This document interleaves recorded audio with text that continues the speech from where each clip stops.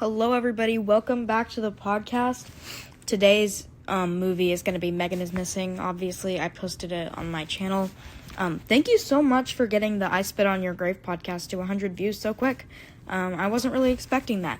But today we are doing a deep dive on Megan is Missing.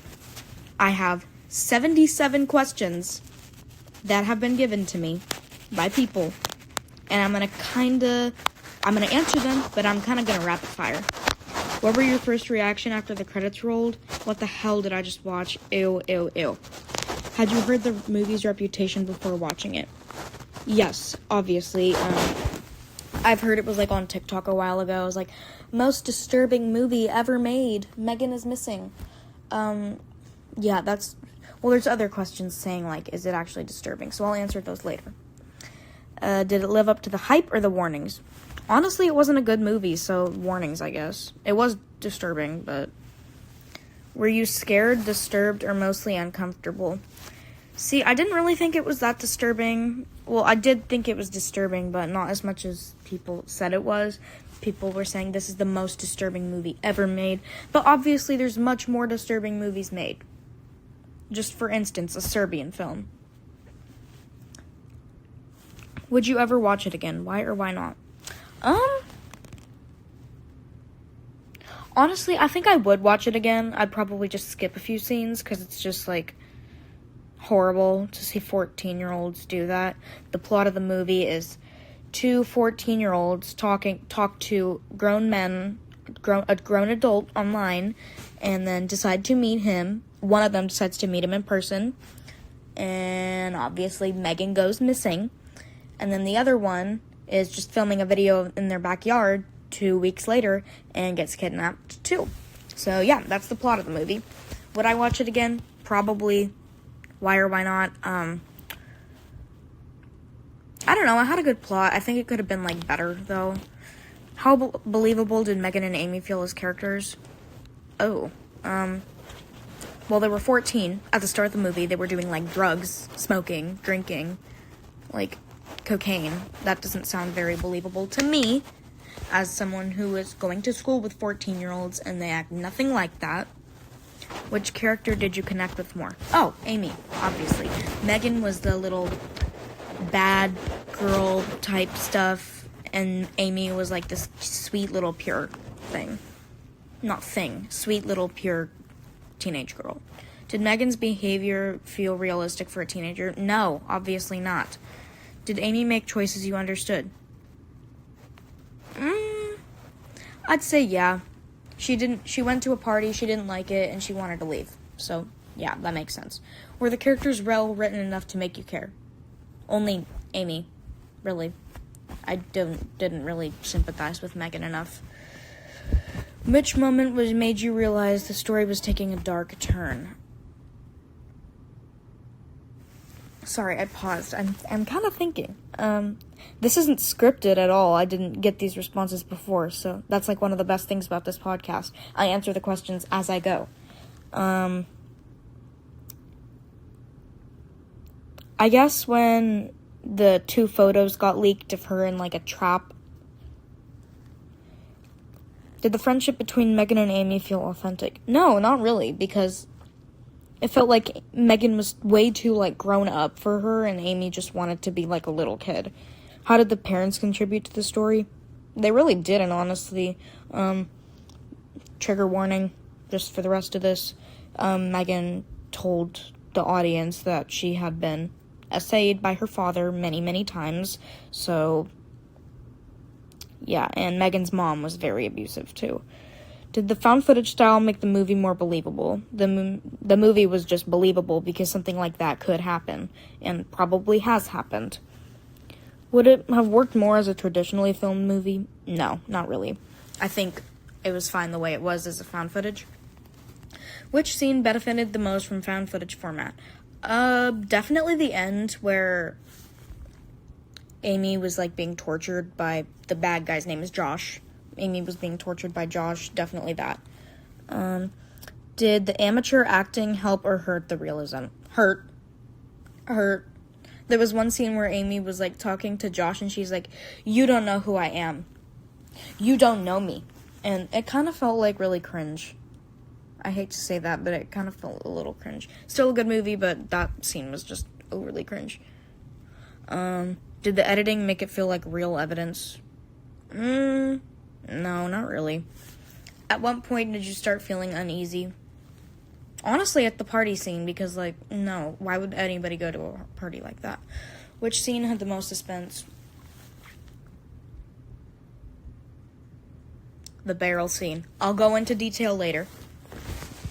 Was the horror psychological or purely shocking? I think the whole movie was just made for shock value, in my opinion. Did the film rely too much on disturbing content? No. Actually, no. There was only a few minutes of it. There was, like, a rape scene, but nothing was really shown. It was just the top part of her body. Obviously, okay, I can't get into detail about this on YouTube. It wasn't showing her actually being raped. Okay, that's all I'm gonna say. Did you ever think there might be a happy ending? No. Why would I ever think there'd be a happy ending with that? Which scene stuck with you the longest? Ew, that scene where, he was making her eat from the dog bowl like a dog. That was just weird. Did the ending feel earned or purely designed to shock? Why would it feel earned? They both died. Shock. What message do you think the film was trying to send? Don't talk to grown men online. Does the movie work better as a cautionary tale than a story? Yes, I think it could genuinely be like a mockumentary if it wasn't so disturbing.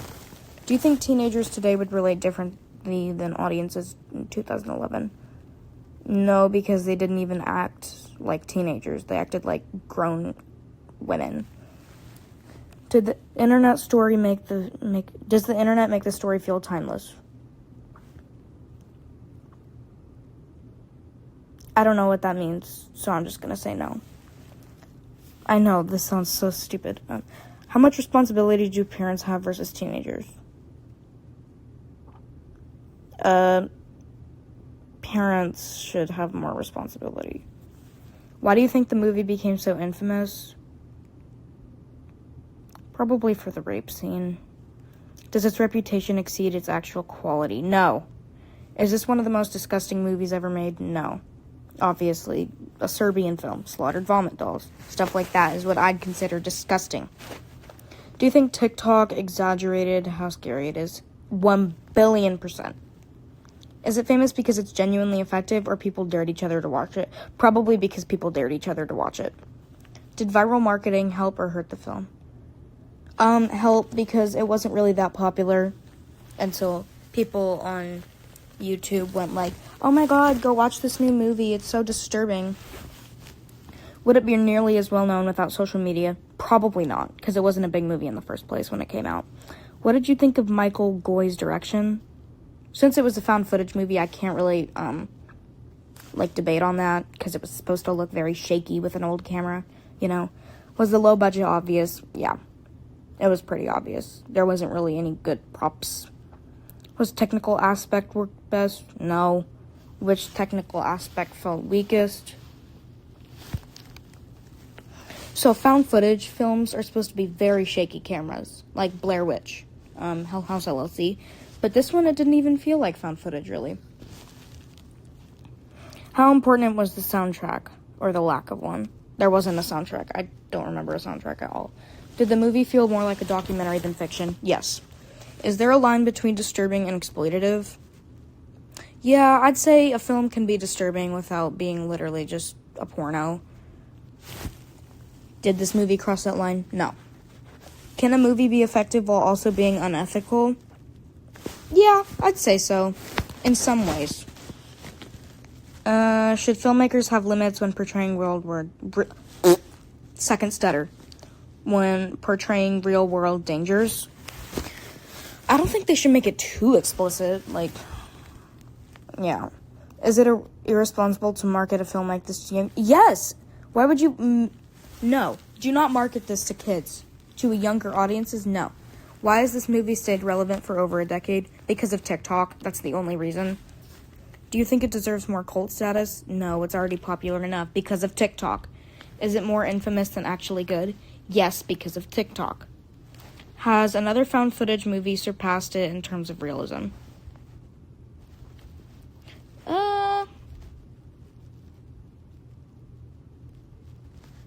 I'd say Megan is Missing and Poughkeepsie Tapes are on the same realism type line, because both of them very likely to happen. Would you recommend it to horror fans? Probably, if they're okay with this type of stuff. Who should not watch this movie? People with a weak stomach, people who have trauma of rape or SA in the past, definitely don't watch this. Is Megan is Missing horror or a crime drama? I'd say it's honestly a mix of both. Is realism scarier than supernatural horror? Yes, because after watching that, I had like a whole Discord server of people that I would talk to. Now I won't talk to them anymore. Does the ending make the entire movie worth watching? No, it just makes it sad. Is Megan is Missing overrated or underrated? Overrated. Which is more disturbing, Megan is Missing or the Poughkeepsie Tapes? Oh, that's a hard question. Probably Poughkeepsie Tapes, though. That stuck with me for a while. Does shock value automatically make a movie memorable? I hate to say this, but yes. Okay, now that we're farther in, I will explain the barrel scene. The barrel scene is a scene where Amy thinks she's being escaped because Josh says, okay, I'm gonna let you out. I just need you to look inside this barrel really quick. She looks inside the barrel and Megan's dead, decomposing body is in there. It's really gross. And then he shoves Amy in another barrel. Would the movie still be talked about if it had never gone viral? No. Is it educational, exploitive, or both? Like I said, I didn't really think it was that exploitative. So educational, I guess. What is your hottest take about this movie? It's not as disturbing as people say. Which popular opinion do you disagree with? Okay, I've answered these questions like a million times, jeez. The fact that it's the most disturbing movie ever. What's one thing that almost everyone misunderstands about the film? What I think most people misunderstand is that this was meant as a mockumentary. This was meant for educational, but I guess Michael Goy decided to go a little bit adult.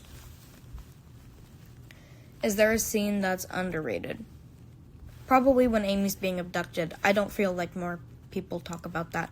Is there a scene that's overrated? The barrel scene. Everybody says it's so disturbing, but I didn't really think it was that bad. Rate the story out of 10. It was a good story, had a good plot, I guess. 7 out of 10. Rate the acting out of 10. 4. That was pretty bad. Rate the realism out of 10. Definitely like a 9.5. That felt very real to me. That's what scared me. Rate the scare factor out of 10. For me, after seeing all of these movies, I've seen so many movies with the most disturbing movie ever title, so I'd say like a 6. Rate the emotional impact out of 10. I didn't feel bad for Megan, because she kind of brought it on herself, but I did feel bad for Amy, so I'd say like a 7. Rate the ending out of 10. 0. Overall score, I'd give this a 6 out of 10. Where would you rank it among found footage horror movies?